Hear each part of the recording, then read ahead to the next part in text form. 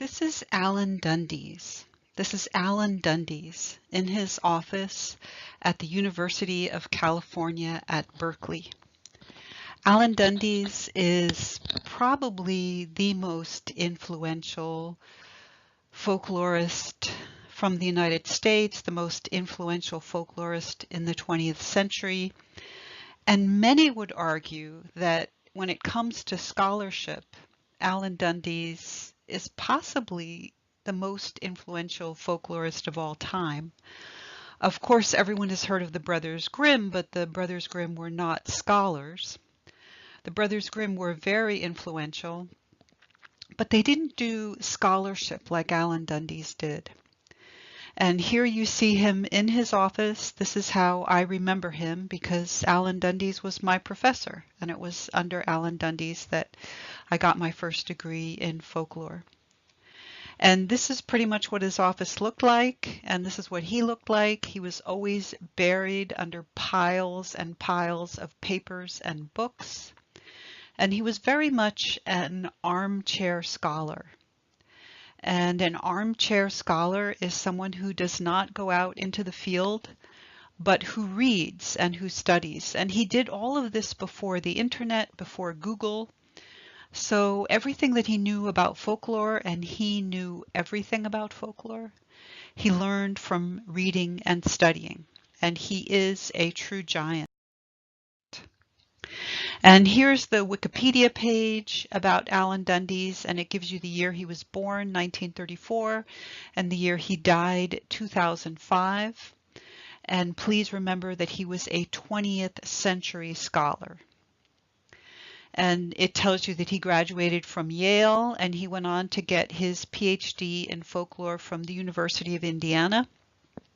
And you'll notice that right after the description of his career is the word controversy. Controversy means big discussion, big debate, lots of people getting angry, lots of people sending him hate mail, because Alan Dundes said things that really worked people up. And if you look at the first paragraph there, underneath the word controversy, you'll see that one of the things that he did was that he looked at folklore in the New Testament and in the Quran.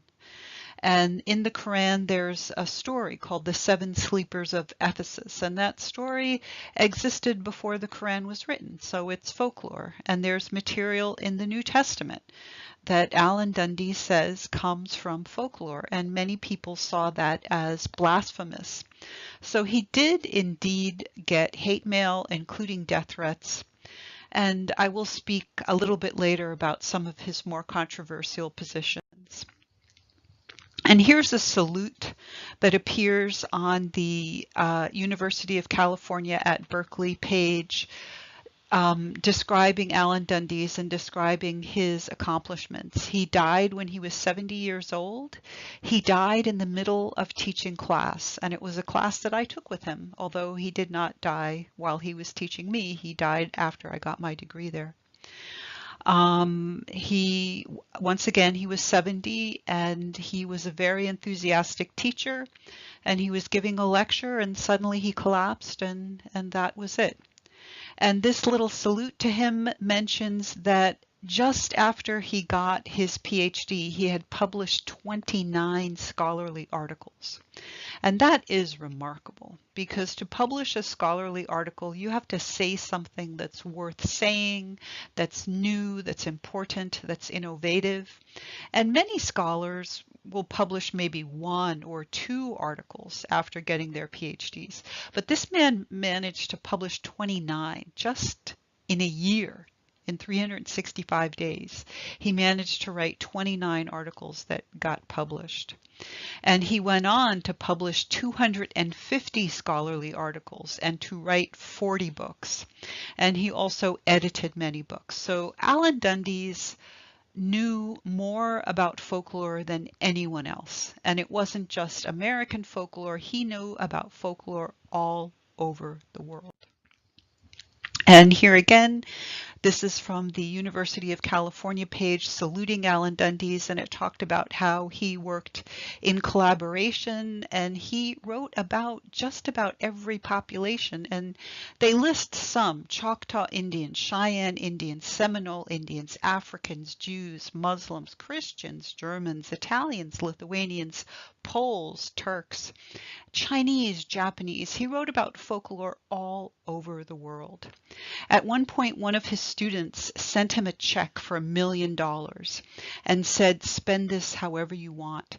And he endowed a chair in folklore. And he was very beloved as a teacher. He offered a big lecture class that hundreds of students would attend.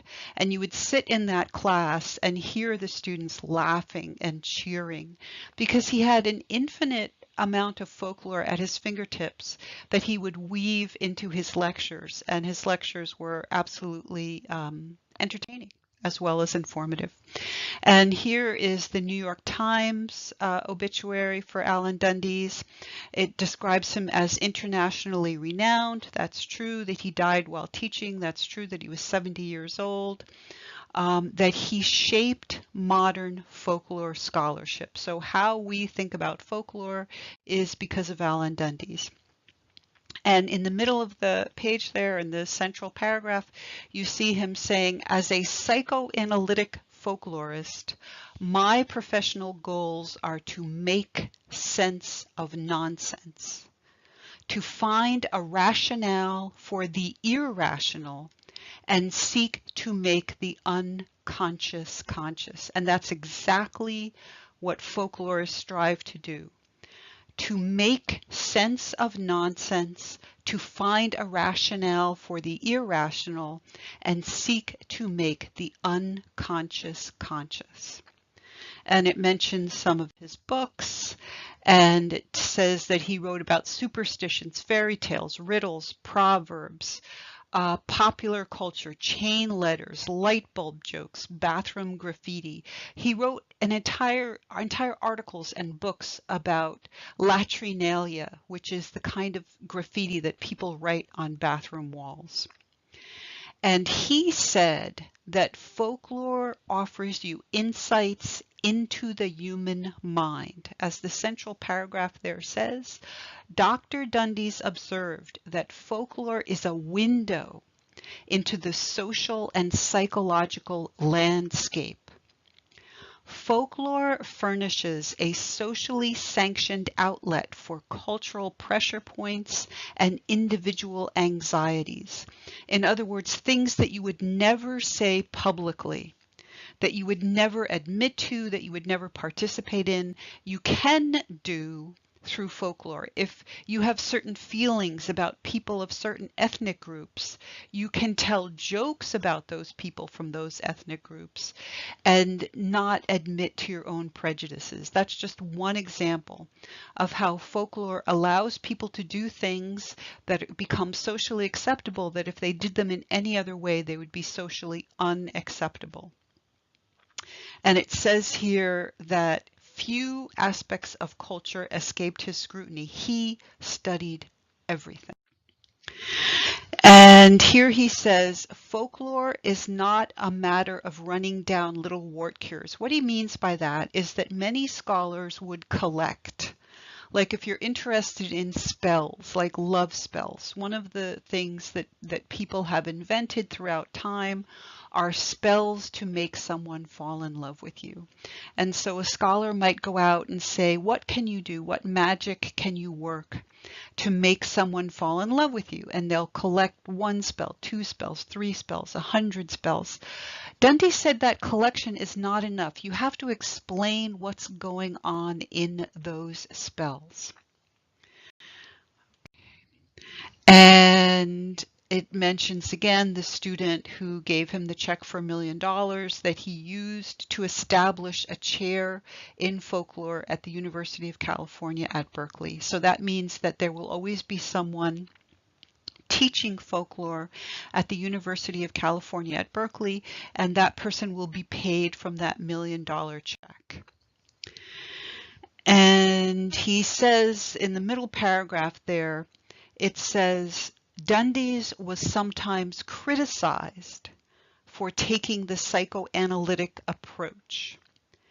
The psychoanalytic approach, again, is the approach inspired by Sigmund Freud and Sigmund Freud's ideas about conflict and about symbolism and about family dramas. The family drama is that little boys want to compete with their fathers and be in love with their mothers. Little girls want to compete with their mothers and they have conflict, or excuse me, little girls compete with their mothers and they have feelings of love for their fathers. So that's the family drama. And then there's the Freudian symbolism that, for example, a banana could be symbolic of a penis and a cup could be symbolic of a vagina, etc. So that's the Freudian approach. And Dundes took the Freudian approach to try to find meaning in folklore. And he was often criticized, and people accused him of taking it too far. And in one article, he argued that we named the Apollo moon mission Apollo because Diana is the goddess of the moon, and Apollo and Diana are brother and sister. And so he's saying that this is some kind of brother-sister love bond.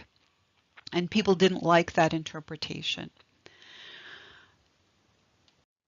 And the end of the New York Times obituary is a joke, and that's something that Dundes pretty much always did. He often ended his scholarly articles with a joke, which is a good idea because people like jokes, and if you can entertain your reader, the reader will get something out of your writing. And here's the cover of one of Alan Dundes' books. The title is Parsing Through Customs, Essays by a Freudian Folklorist. And there you see a black and white photograph of Sigmund Freud next to a sculptor sculpting his head. So Sigmund Freud is very famous and he's a big name scholar and he inspired Alan Dundes. And here are some of the irrational aspects of folklore that Alan Dundes is trying to explain. You see that we have two young people here kissing under mistletoe. And the question becomes, why? Why are these people kissing under mistletoe? What is it about mistletoe that people should want to kiss under it? And Dundes would try to explain something like that. Here's another irrational aspect of folklore. This is called John the Conqueror root, and it's often used in voodoo magic. And so you ask yourself, why? What is it about this plant that attracts people to make spells out of it? John the Conqueror root. And here are some more aspects of folklore. We have an amulet in the upper left-hand corner that's meant to protect you from the evil eye. What is it? Why do people believe that that amulet is going to work? And in the lower left-hand corner, you see rabbit's foot. Some people believe that if they carry around the foot of a rabbit, that's magic. Why? Why do people think that there's magic in the foot of a rabbit? And on the right, you see an illustration of a popular legend. And this legend makes the rounds where people hear a story that a man went on a date with a woman and she invited him upstairs and he woke up and she was gone and he was in a bathtub full of ice and his kidney was gone. And there was a note saying, "I took your kidney, go to the hospital." Why do people believe this stuff? This is the goal of Dundes style folklore, is to try to understand why people believe things that other people just think are silly and irrational. Why do people laugh at the wide-mouthed frog joke? He has an entire article explaining the wide-mouthed frog jokes. Why do people laugh at Pollock jokes? Dundes has another article talking about why people laugh at Pollock jokes. What is it about football that people love so much? Dundes has an article trying to explain what people see in football. Dundes wanted to understand and explain the human mind. He wanted to explain the mind of individuals and entire cultures. Along with Freud, Dundes did not believe that we are always conscious of underlying beliefs. We express our underlying beliefs through folklore, that is, through our jokes, games, songs, riddles, proverbs, customs, rituals, and popular cultures like movies, TV shows, novels, etc. And once again, with Freud, Dundes believed that our unconscious is the bigger part of our mind, like what we're not aware of is the bigger part of our mind, and that we only have awareness of a smaller part of what we're thinking, and that our folklore and our folk customs, like the wide-mouthed frog jokes, like Pollock jokes, like beliefs about the evil eye, like use of John the Conqueror route in spells, like football, that all of that offers clues as to what people are thinking. And one of his books that I just think is absolutely brilliant, Life is Like a Chicken Coop Ladder, is about German culture.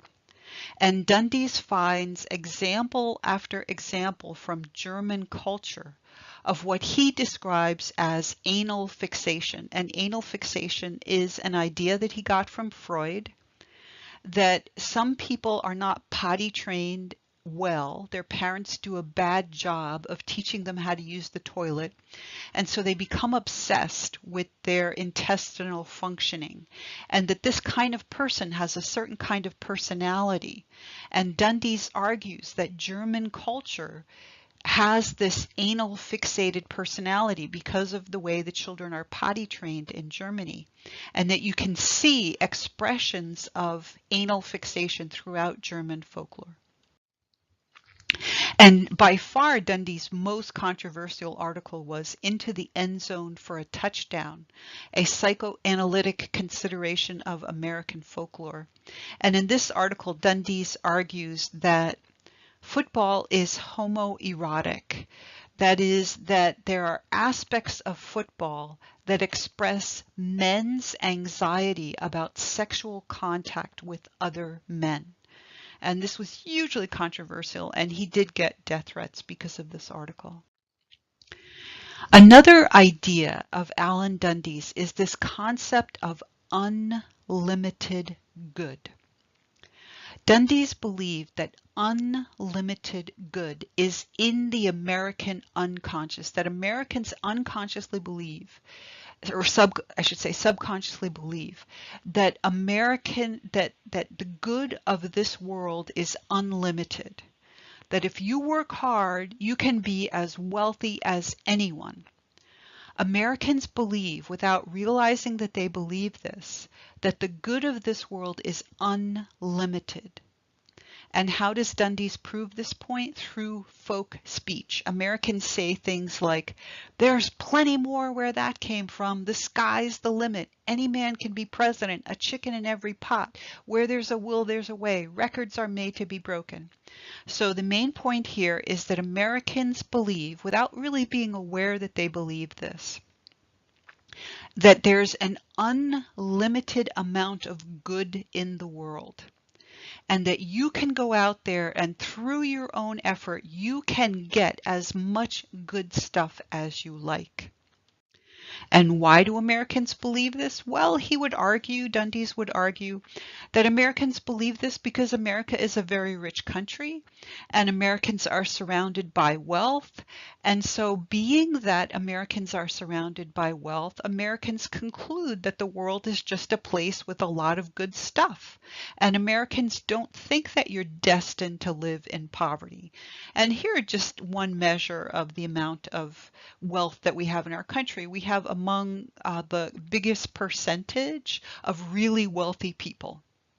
So other countries, they may be well-to-do countries, like Germany is and Japan, they're very comfortable countries, but they don't have as many super rich individuals as America does. Another measure of America's wealth, we use a huge amount of the world's natural resources. Most other countries, people, not like every member of a family has his or her own car, his or her own TV, his or her own telephone, etc. So we are using, as a country, we are using a huge amount of the world's natural resources. Another measure of our wealth, how many calories we eat per day. Compare this to Haiti. We eat 3,770 calories per day on average. In Haiti, 1,850 calories per day. We also spend a huge amount in the military. So all these statistics, I'm just mentioning them for just one reason, to drive home the point that America is a very wealthy country, and that wealth inspires people to believe that the good of this world is unlimited. Here's a Chinese lady with what she will eat in any given day. You'll see it's mostly vegetable stuff, and it's not really much compared to what an American might eat in a given day.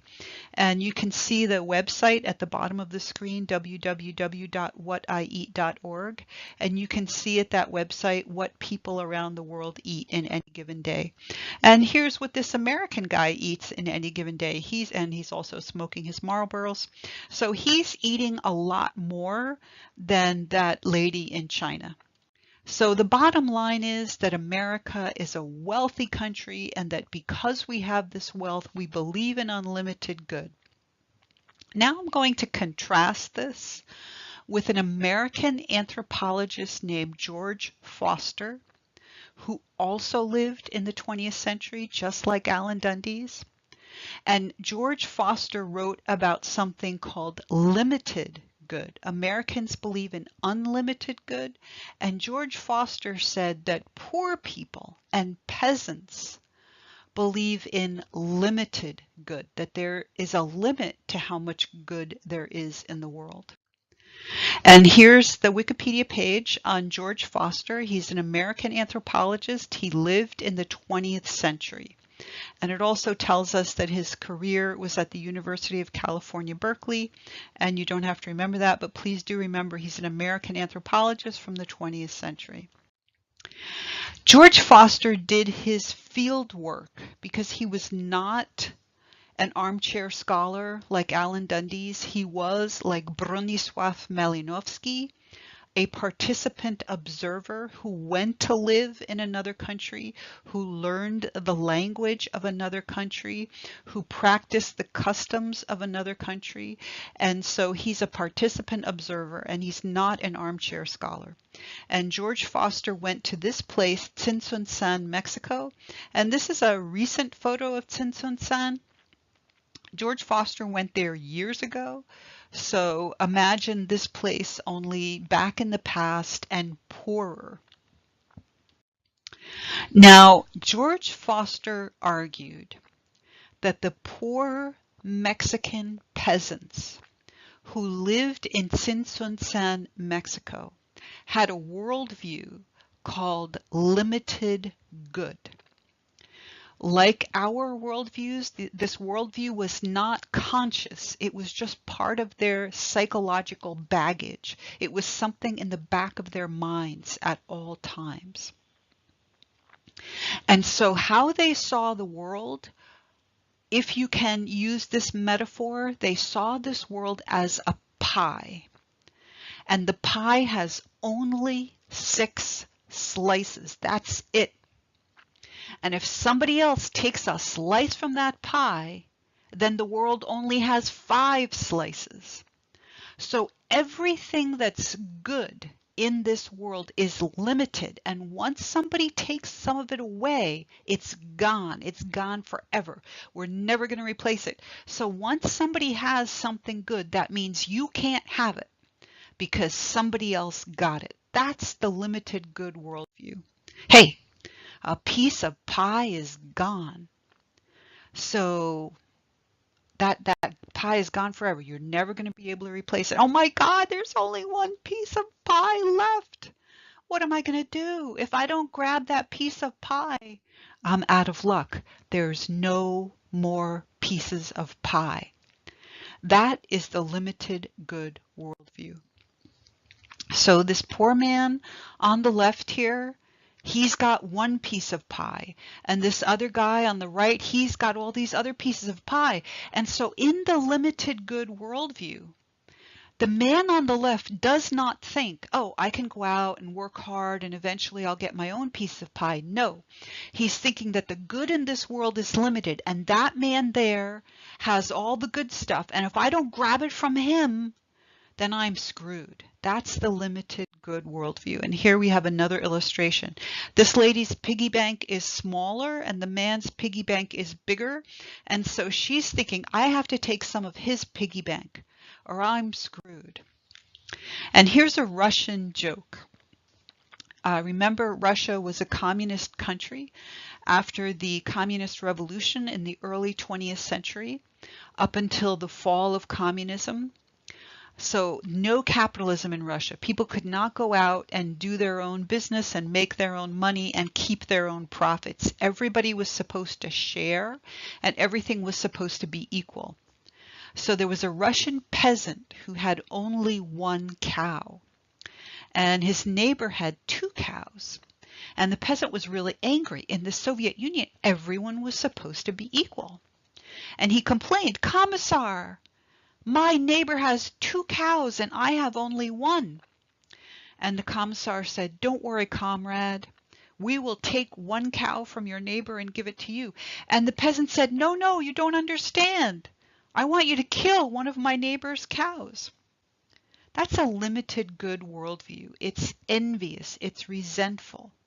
You don't think there's enough to go around. You don't think there's plenty more where that came from.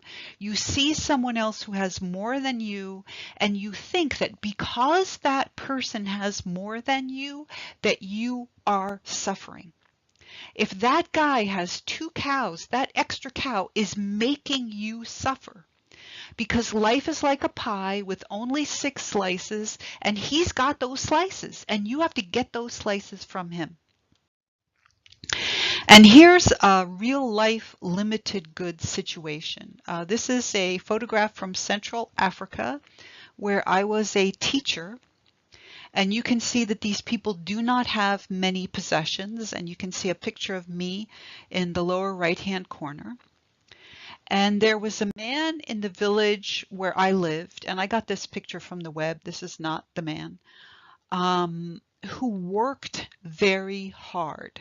He worked very hard on his farm so that his farm was the best farm in the village. It had the highest yields of crops. It was very efficient. He managed to figure out a way to deal with droughts, to deal with heat, to deal with pests. And his farm was just beautiful. It was like a model. You tell me, based on what you have just learned about the limited good worldview, what did the villagers do to the man's farm? This is what they did to his farm. They burned his farm down. His neighbors came to his farm and burned it down.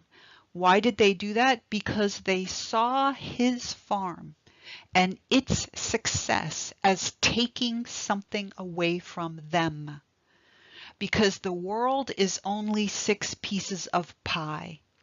And if somebody has 3 pieces of pie, that means that nobody else can have those 3 pieces of pie.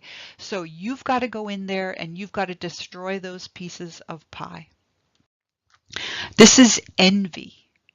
There's this idea that if you look at people with envy, you do them harm. Dundes argues that this worldview, that by looking at someone with envy, that you can harm that person, is typical in Indo-European and Middle Eastern cultures.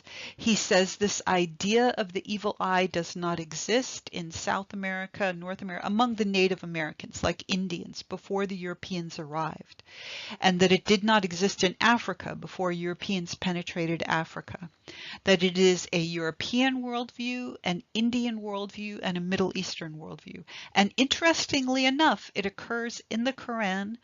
And you can see the context up above. The chapter says, I seek refuge in the Lord of the Dawn, and that means I'm looking for protection.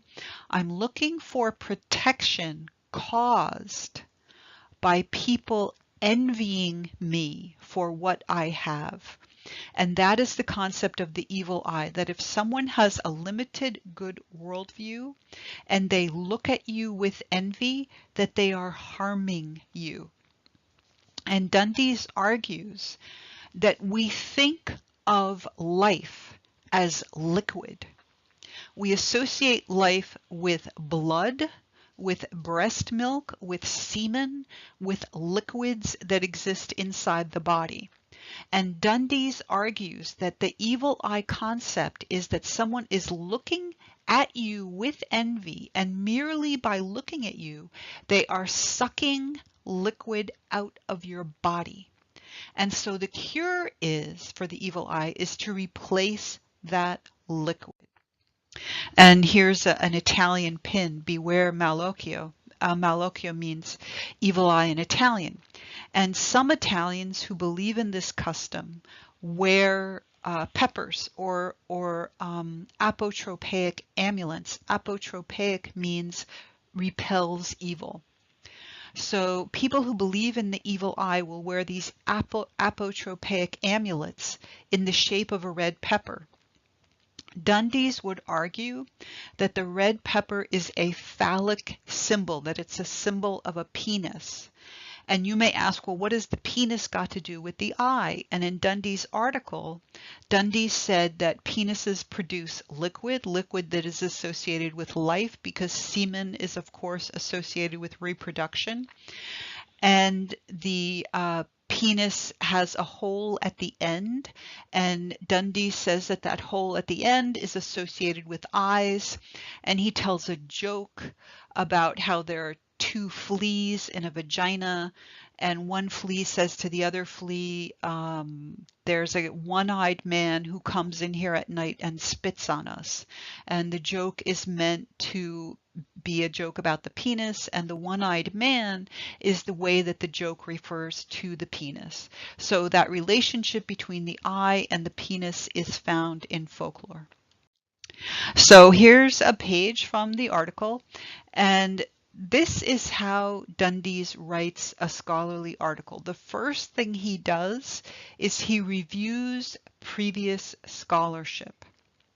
He reviews previous scholarship throughout space and throughout time. That means he talks about evil eye ideas in every country on which there is scholarship. And that's the first few pages of the article. It's like, this is what they say about the evil eye in France, and this is what they say about the evil eye in Italy, and this is what they say about the evil eye in Egypt, and this is what they say about the evil eye in Pakistan.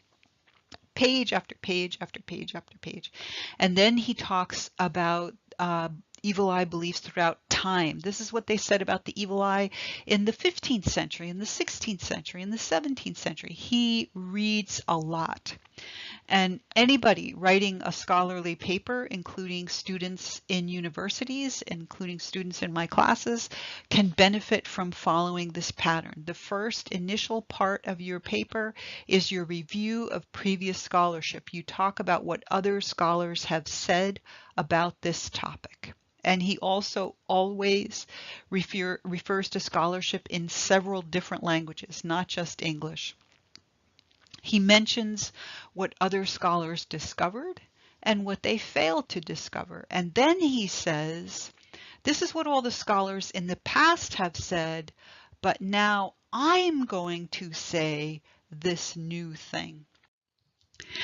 And then he establishes symbols from folklore. So for example, if someone were to say to you, well, the Washington Monument is a phallic symbol, you'd have to say, well, how do you know? Like, why do you think that the Washington Monument is a phallic symbol? And then you say, well, because people think of it that way. And then the person would say, well, how do you know that people think of the Washington Monument as a phallic symbol? And, you know, just go to Google image search and type in Washington Monument, and you find this photograph that somebody posted on the web. And you can find many other photographs like this where people are making, you know, visual penis references and posting their photos on the web. So people are making this association. And this is the second thing that Dundes does. He proves that there is folklore that makes the association that he is trying to make. And then he tells you his interpretation. And as I mentioned, his interpretation is that people think of the evil eye as someone looking at someone else with envy in a limited good mindset, and they are envying someone else's life force. That life force is associated with liquid, and so people think that the evil eye sucks liquid out of the body. And the cure for that is to have apotropaic, that is apotropaic, apotropaic amulets in the shape of breasts or penis or something else that is somehow related to liquid. And the cure for the evil eye, if you've gotten the evil eye, is to somehow replenish your liquid life force. And he generally closes his scholarly articles with a joke.